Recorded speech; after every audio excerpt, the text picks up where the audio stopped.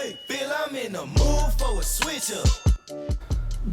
All right, so it finally happened. I pulled the trigger on getting the Whoop strap, and this one's the 3.0.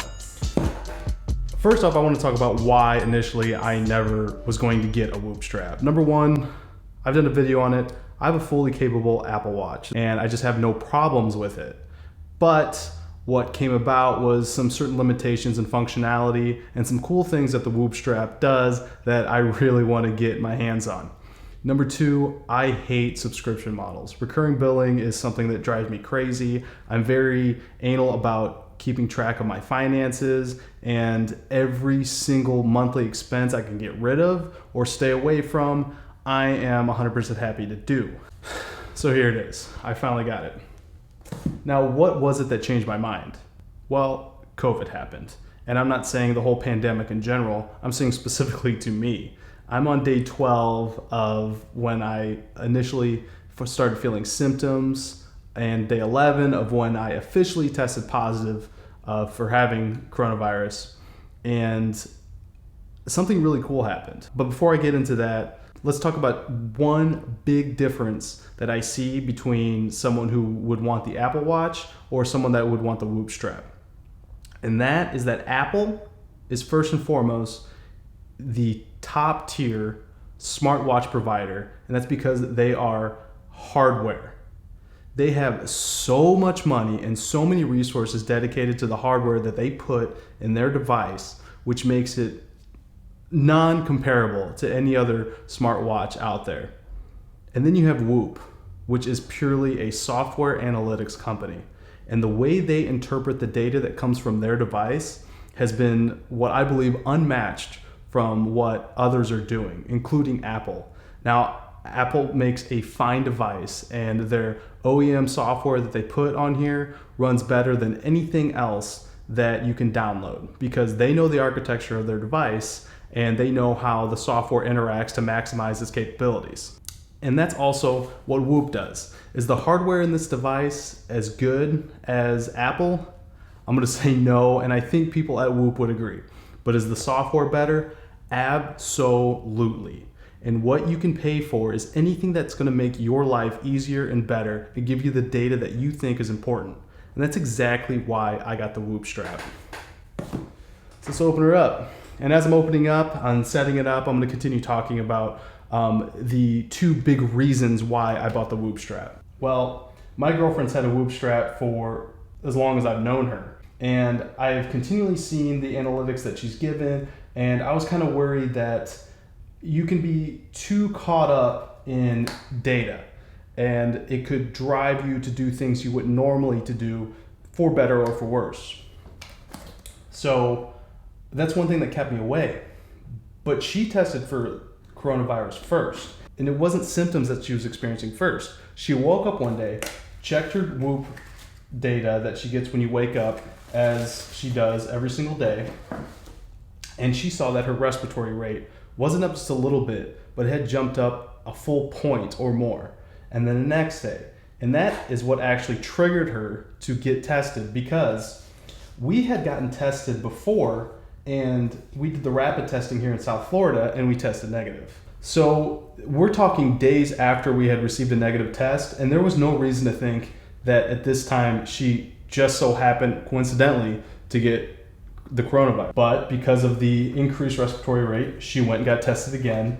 Lo and behold, she tested positive. So the interesting thing that I found through seeing her use the device was you don't always know or feel when you have an illness. And I need to exercise a little humility in understanding my body, because I feel like I'm very attuned to how I'm feeling. But that kind of information is super valuable, because she was able to quarantine ahead of time from feeling symptoms when she could possibly be contagious. Because she's a pharmacist, she goes into the pharmacy and she interacts with a lot of people. So because of that, that triggered her to get tested, not go to work, and could save some lives. Number two, the second reason. I've been reading a book during my quarantine called Why We Sleep by Matthew Walker. And then in the book, Matthew Walker goes into the different stages of sleep, which include rapid eye movement, REM sleep, and non-REM, which is, of course, non-rapid eye movement sleep, and how there's 4 stages. There's awake, light awake, and then 2 stages of deep sleep. And those different stages and time spent there and maximizing it can really affect your performance, both mentally and physically. And I know that this is and sounds like a lot of common sense. The amount of detail that Matthew Walker goes into his book can really open up your eyes on what you're doing. For example, I'm someone who believes he doesn't need a lot of sleep. It seems like no matter what time of night I go to bed, I wake up around 6 a.m. and get up and start my day. But what I learned in the book is the first half of your night is spent mostly in deep sleep or the non-REM. And there you have a lot of processes going on, such as how your brain is dumping the short-term memory into long-term memory, how it's forgetting the insignificant things that you've decided need to be filtered out, and doing a number of other processes. Then in the second half of your night, you're spent more in the REM sleep, more creativity. This is where your dreams become more vivid. And if there's not a known balance between the different stages and the halves of the night of sleep, it can really hurt you. And as someone who wants to maximize performance as much as possible, I need to be better about getting the best sleep possible and knowing my recovery and how it affects my sleep and how it affects me throughout the day. All this different information that Whoop does and interprets, the strain, the HRV, the respiratory rate, your recovery, keeping a Whoop journal to know how everything affects one another, and then giving you this monthly analytics report to show you what works and what doesn't is something that interests me more than the negatives that I had believed in. So yes, I'm going to definitely still be using my Apple Watch. I mean, it does a myriad of other things. And I understand that the new Watch OS is going to be coming with sleep tracking, but I've complained of this in multiple videos. It's the damn battery life. I'm not going to be someone that's constantly want to carry a charger with me, because the Whoop strap comes in with a charger that slides over the top and charges it as you're using it, which is ingenious and something that I don't understand why Apple can't figure out on their own product to do while you're sleeping. With all that being said, I'm excited to use it. I'm excited to give my feedback. I'm going to go more in depth in the different aspects of what Whoop is doing, the different patents, underlying intellectual property, what makes them different in determining the physiological readings that it's getting versus other smart trackers like the Apple Watch.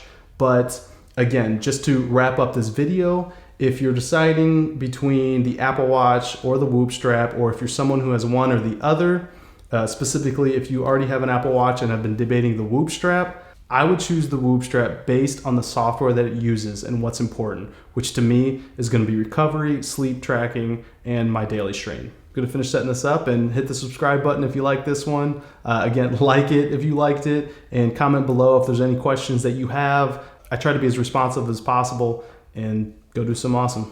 Peace. Hey, feel I'm in the mood for a switch up.